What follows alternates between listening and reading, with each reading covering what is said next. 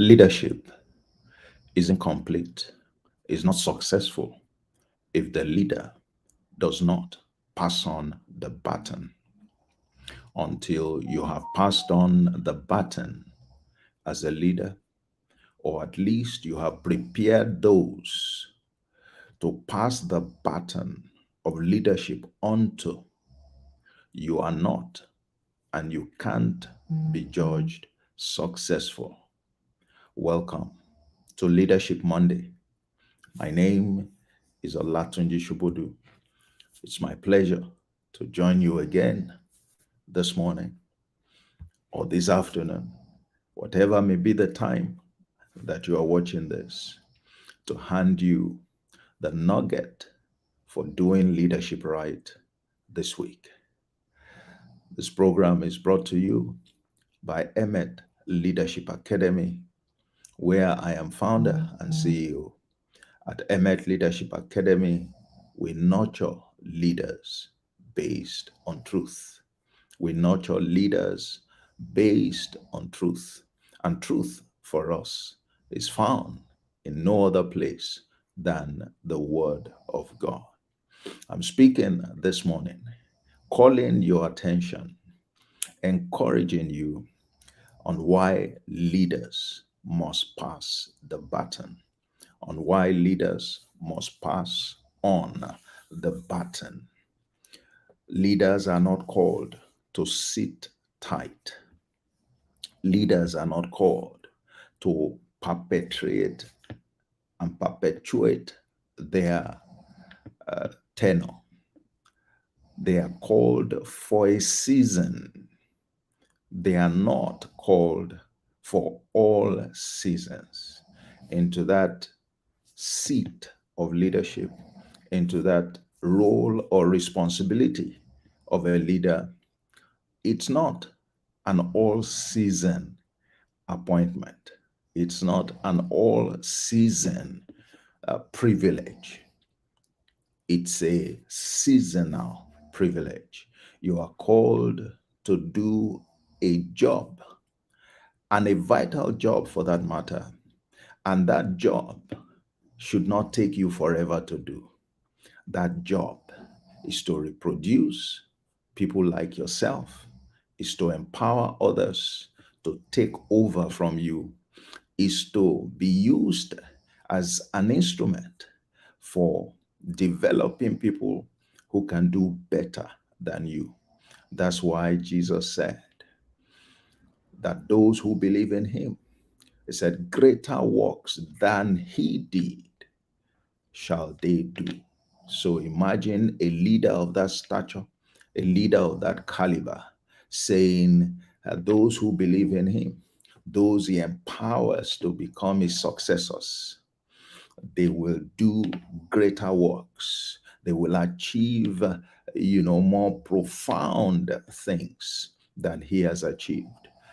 That's what you are called to do as a leader. That's what you must focus your attention on from the very first day you assume that role of leadership.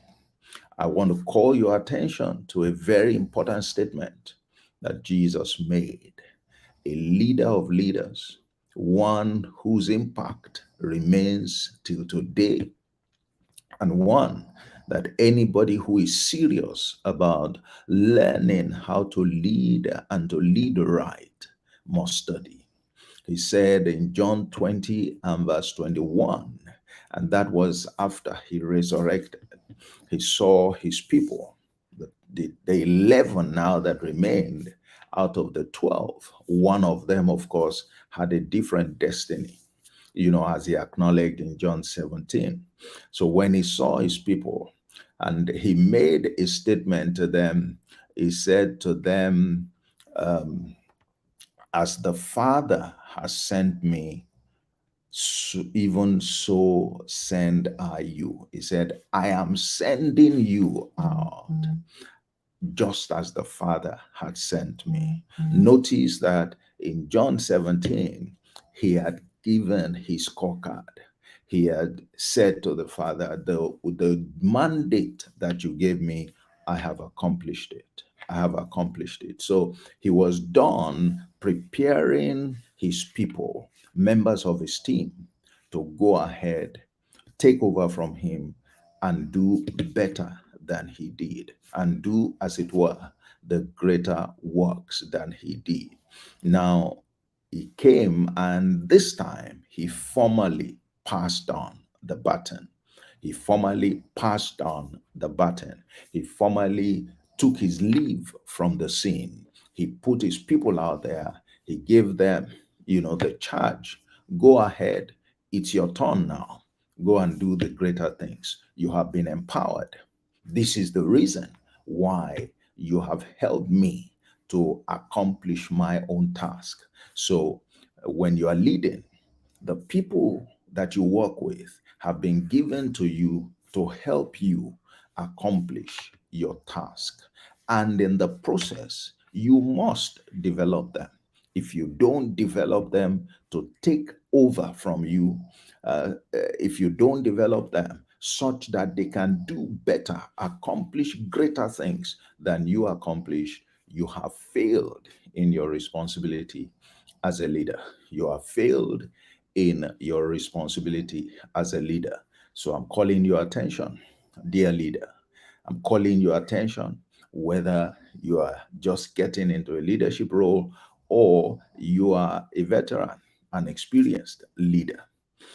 Well, truth be told, if you are not focused on passing on the baton, if you are not focused on leaving the stage and formally handing over to others to take over from you, then you are not doing leadership right. And you are creating a problem. You are standing there as a stumbling block, because progress cannot happen. Progress cannot happen. Let's look at, uh, I did say that your leadership role, your leadership responsibility, your leadership mandate is for a season. You are called to deliver your mandate within the context of a season.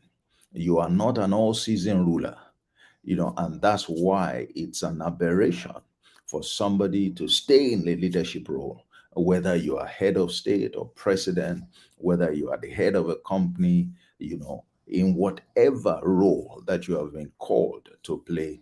You are not called to be there forever. You are not called to be there forever. Every attempt to perpetuate yourself, suggesting that nobody else can do the job as much as you can, suggesting that you are the best thing that has ever happened, to that organization or to that nation, since God knows, is just undermining the progress of society. As long as you sit tight, you won't allow for progress. You won't allow those who have the capacity to do greater works to take on the role. All right. One of the instruments of growth is passing on the baton, is leaving the stage, is working to ensure that you have people who can take over from you. Why? Because of the way leadership works. Leaders produce successors who have greater capacity to do better things, greater things, to beat their record.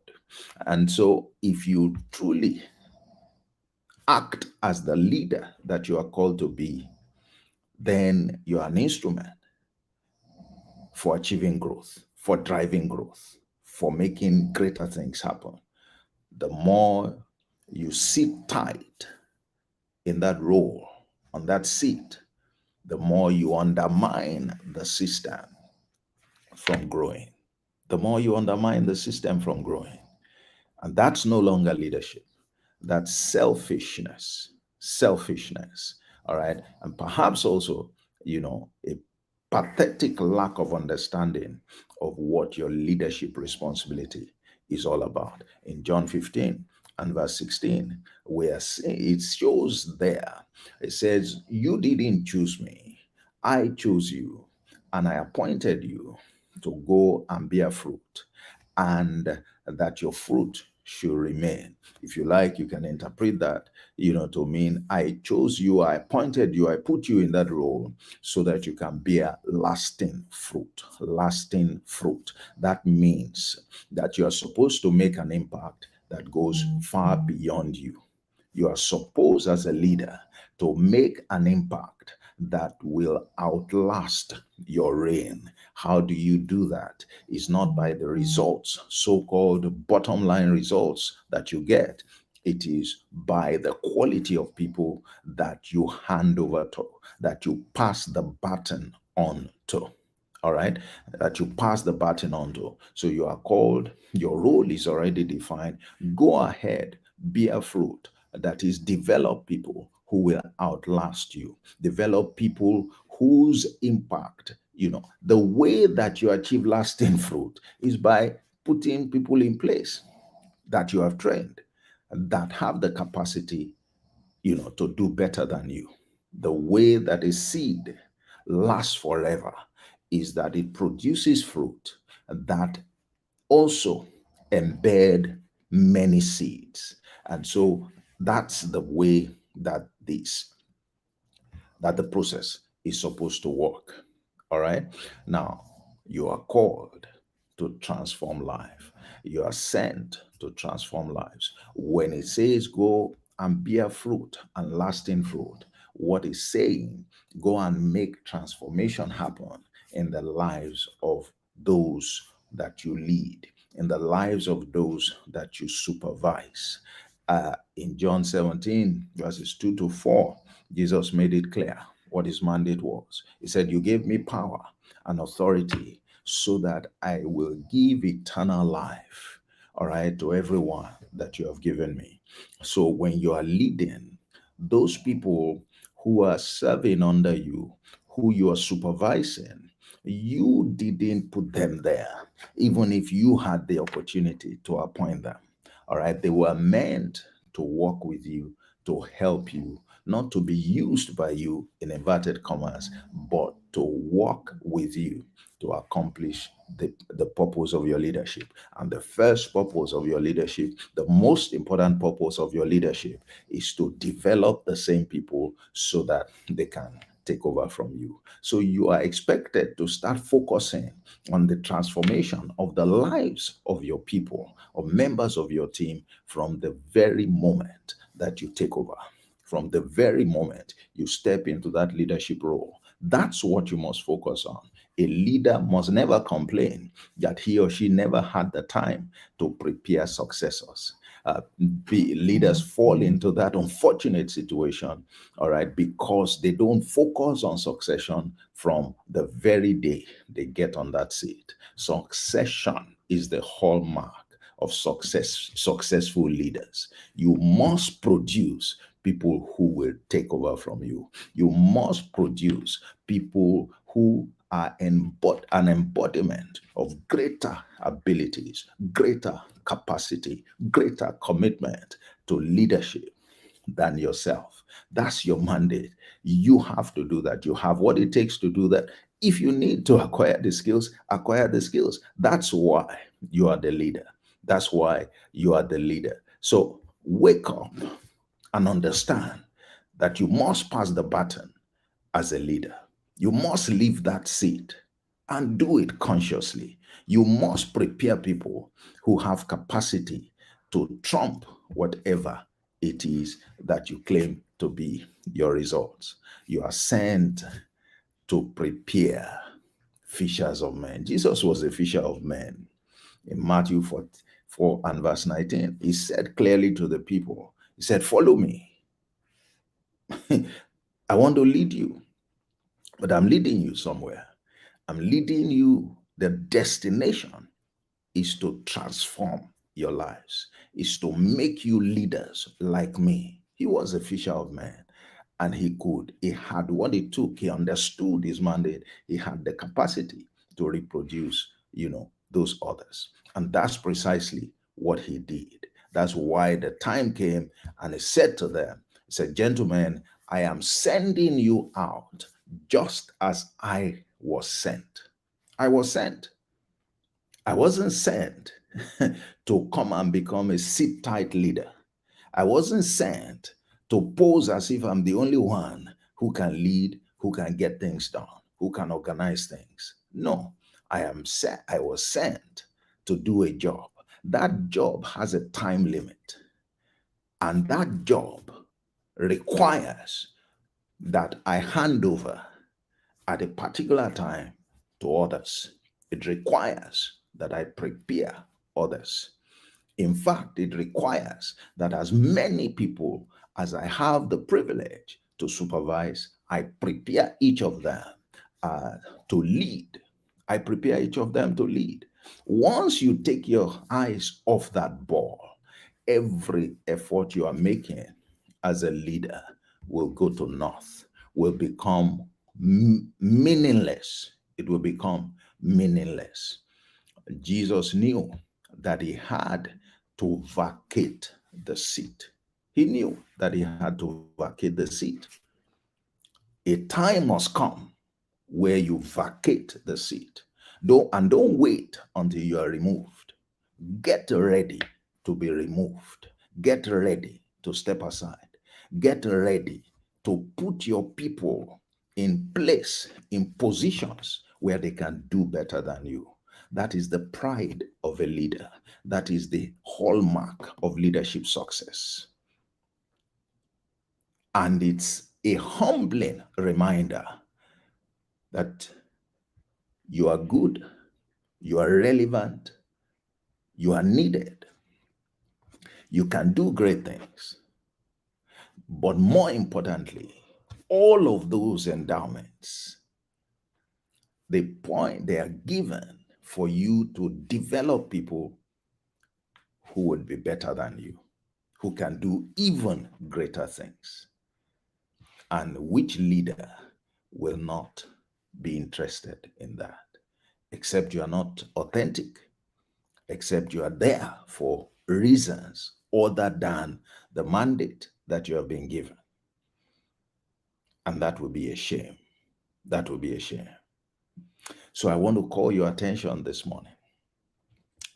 And this is the nugget. If you haven't been focusing on succession in that leadership role, start focusing on it. You may not yet be in a leadership role, but bear it in mind that when you do have that opportunity, it's not to advertise yourself, it's not to showcase yourself, it's not to carry yourself as if you're the best thing that has ever happened to that environment. The leadership role is a humbling responsibility. Somebody says that delegation is what you do to walk yourself out of a job. It's humbling. It's humbling. Leaders are called to pass on the baton to those that they have prepared, to those that they have invested themselves in, to as many people as they are capable of impacting. Out of 12 people, Jesus prepared all the 12. One chose to go his own way because he had a different destiny. But every single one that remained, 11, they all became bona fide leaders. They went ahead and did great things. The work that their master started multiplied in impact far more than any of them would have imagined, proving that the leader had invested appropriately in them. We ought to work with that kind of model. And it doesn't take us being religious to do that. It just requires for us to have the understanding that this is what leadership is about. This is what leaders are called to do. Leadership is not an all-season appointment. Leadership is not a lifetime tenure. Leadership has a defined tenure A leader must begin to work from day one, looking forward to the day that he or she is going to pass the baton on to credible people that he or she has prepared so that they can go ahead to do greater works. Let me share with you one important, underlying concept of leadership that will help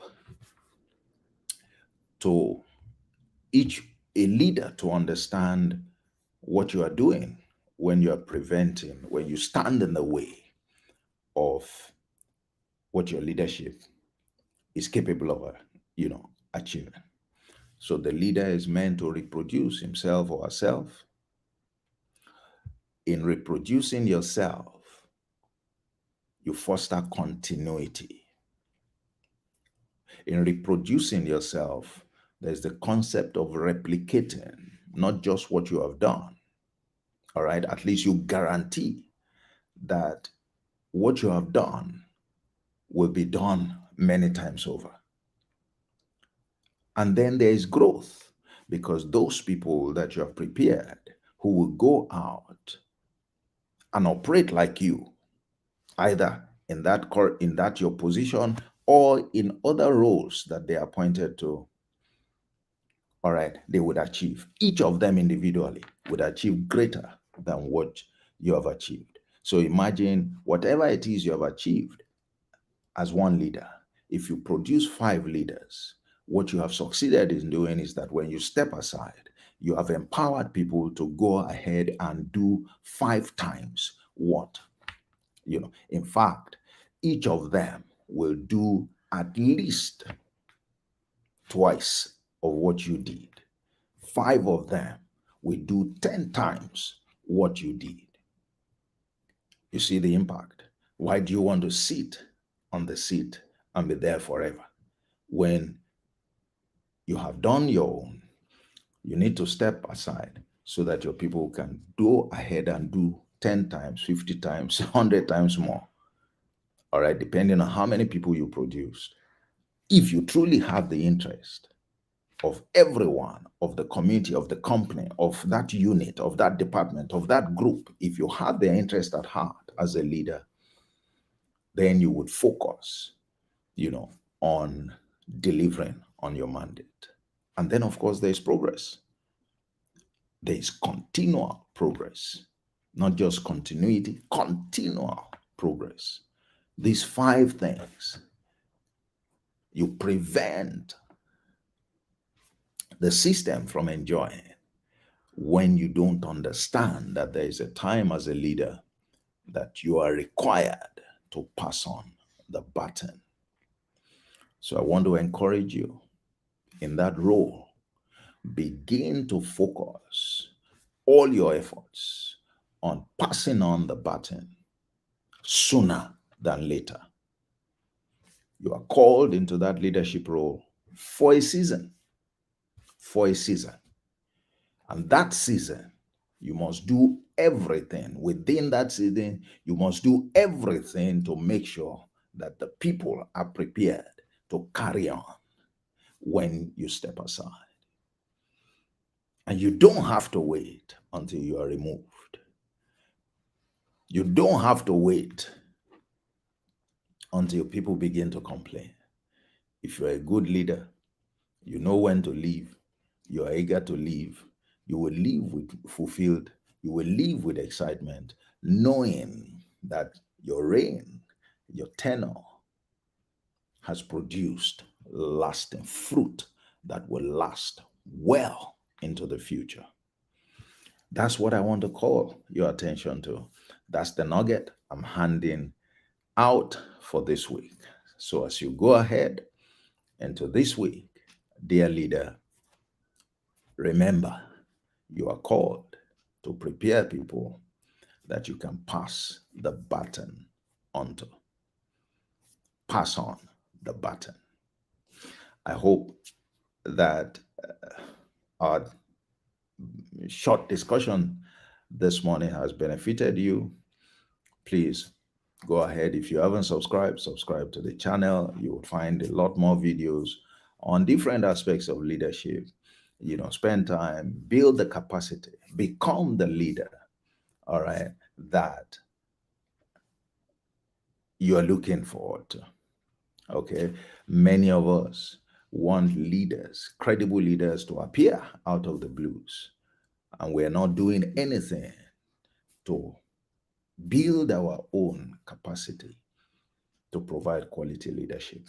Leaders will not just appear, but you can be one of those quality leaders by developing yourself. Don't wait until you have a big appointment. At our various levels, we are called to provide leadership. In order to do it well, to do it right, we must acquire the skills. Leaders are not born, leaders are made. Jesus said, "Follow me, and I will make you." You can't make yourself into a leader. You need to learn from those who have done leadership right, perhaps who have even done it wrong, because we learn from both successes and failures.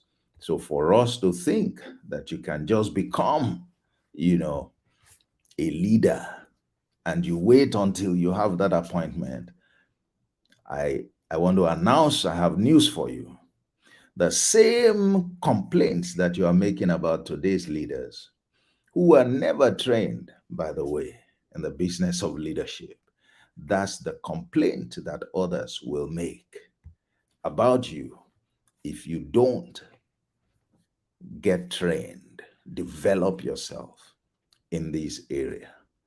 And we often say everything rises or falls on leadership. If everything rises or falls on leadership, don't you think that we need to pay more serious attention to developing our ability to lead? Don't you think so? Don't you think so? All right. That's it.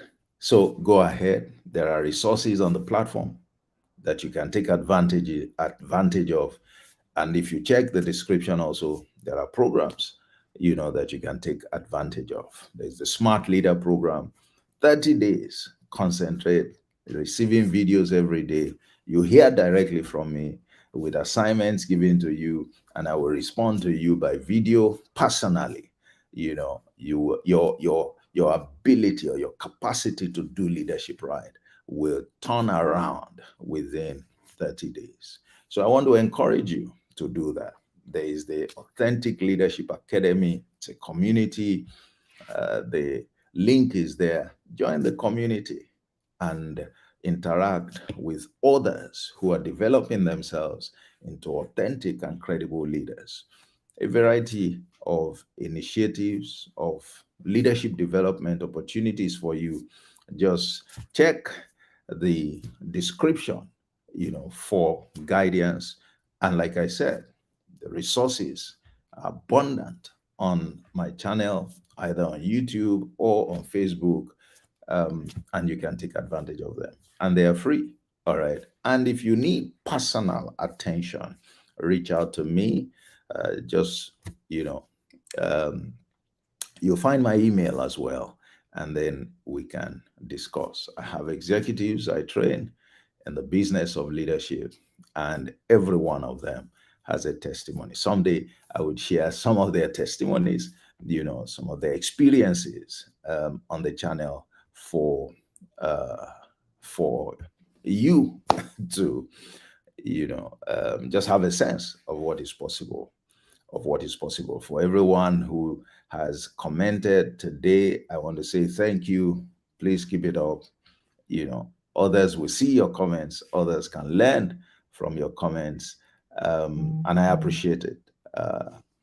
And I love to receive feedback. Like I always say, if you have any subject, any aspect of leadership, or even a question, that is a puzzle or that bothers you in this area, put them in the comments. Be sure that someday soon, it might just be the focus either on Leadership Monday or in our Thursday sessions, Leadership in 30 Minutes.